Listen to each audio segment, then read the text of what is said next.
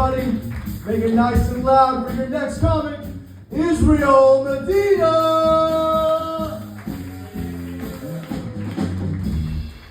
All right.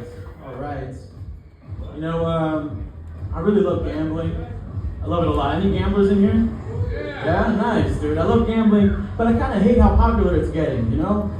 People are gambling that have no business gambling, really. I was on a date with this girl, and I don't like to waste anybody's time, you know? So the first thing I asked her was, what's your position on Roe v. Wade? And she said, I don't really watch MMA like that,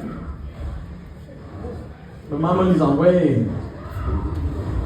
We dated for like 3 years. I miss her so much, everybody. My name is Israel, and it makes it kind of hard to Google myself. I will say that. I'm on like page 4 of Google, and it's only getting lower, you know? My last name is Medina, though, right? Which is the holy city in Saudi Arabia where the Prophet Muhammad received his vision. And my middle name is Joseph Smith. Like, my parents just didn't give a fuck, I guess. My little brother's name is Buddha Jehovah Witness Medina. I was like, Dad, what the fuck are you doing? It was recently my mom's birthday, and we asked her what she wanted to do. And she said, I want to go cherry picking, right? And you know, leave it to my Mexican immigrant mother to want to pick fruit on her day, you know? But we went, how can we not? It's her birthday. And let me tell you, I come from a family of 8 people, and I'm not even bullshitting. We picked like 40 pounds of cherries in an hour, guys. Like, it was... We didn't even have enough money to pay for all these cherries we picked. We worked like 30 minutes of free labor for this cherry orchard for the love of the game, you know? We left that cherry orchard with 20 pounds of cherries and 5 10.99 forms. They were like, come back next year. We need you know? My mom's cool, you know, I've been trying to get like closer, connect with her more, meaning I live with her again. But she's cool, you know. I have a little desk job, but she still thinks I should go back to school and learn a trade. She's like, Israel, you should be a Power Ranger. Israel, you should be a Power Ranger like your uncle. And she really means electrician. She's still learning English, everybody. It's very weird, you know. But I had to tell her, Mom, Uncle Ricky was charged with battery. That's not necessarily the same thing as being a licensed electrician. My job is that I'm an immigration paralegal, you know, so it's been busy, right? The one thing I hate about my job is that I can't really vent at work, right? I tried with a client the other day, it sucked. I was like, oh, it's a tough day, bro. And he was like, oh, same, man. I just got off a 12-hour shift picking berries in the sun. And I said, oh yeah?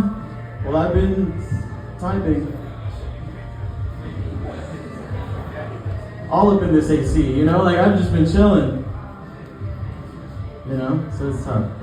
I used to work the overnight shift alone at a Planet Fitness in Eugene, Oregon, okay? And fun fact about Eugene, it's the city with the highest homeless rate per capita in the country, right? So there were a lot of homeless members of this gym. You guys want to know what I learned? I learned that meth is the greatest pre-workout there has ever been or will ever be. Dude, people were in there bulking and cutting. I was like, what the fuck's going on? Have you ever had to ask somebody not to throw around the weights and they're fresh off a rail of meth? It's very entertaining. I had to give up. Oh, it's a judgment-free zone, man. I'll let you do your thing. This one homeless dude, once he asked me if I could spot him, and I was like, oh yeah, sure. And then he handed me a Narcan. I was like, what am I spotting you for, man? What am I spotting you for? And he said, oh, I'm PRing tonight. That man PR'd to the OD. It was a really sad story. These homeless people would like try to get away with anything, right? This one guy walks in with his dog. He's like, oh, it's a service dog, man. It's a service dog. And I said, I've never seen a service dog with testicles, actually. You know, like I'm pretty sure they're all supposed to be neutered. But whatever, you know? There's only one of me and there was like 200 of them. It was losing odds. I'll tell you what. Alright, let me talk about current issues, everybody. I talk about important shit, okay? So, what's up with that they're not gonna make pennies next year. That's fucked up. That's fucked up. No, I love pennies, dude. I fucking love pennies. What am I supposed to do? Apple Pay the wishing well? Tap my card at the fountain at the mall? No, I'm not gonna get my wish that way. Fuck nickels. They should ban nickels. When was the last time you saw a fuck? They never even made a special nickel. No commemorative nickels out here, man. You know what that means, though? Is that you should save your pennies. Because someday they'll be valuable, right? In 50 years, I'm going to be able to walk into a pawn shop and be like, dude, I got that 2020 penny, man. Like, I got that pandemic penny. I got that PP. Nice. Dick jokes. I love dick jokes. But that's what we're here for. Yeah. I have a question, all right? And I thought about this today. What the fuck does the word premeditated even mean, man? Like premeditated murder. That means you thought and planned out of murder. But that's just meditated. That's just meditated murder. Where does the pre come from? All right, I'm moving on. That's not fun. I consider myself a leftist, but I kind of hate the debates that these leftists get into, right? Especially like amongst my friends, like this outdoor cat debate. You guys heard about this shit? No? Okay, well supposedly, you're not supposed to let your cat outside because they decimate the local ecology. And I live in San Jose, what fucking local ecology? All we have are cats already outside 24/7, They're called strays. And my friend, this same friend, he was like, oh, well, you know what? I support the culling of local stray populations. And I said, leftist, more like Chairman Meow. I used my entire political science degree to write that joke, everybody. It's so fucking worth it. So fucking worth it. I love going to the movie theaters, and you should support them. Everybody should go. But these movie theaters are kind of arrogant, man. Like, after the trailers, but before the movie, you have to watch a hype video about their own fucking technology. What the fuck is that? Oh, we have 6 trillion colors. I'm a man. I got 10 in the back of my head. I can't identify colors like that. And here's the thing. Why are you advertising to me? I'm already here. What the fuck? What more do you want?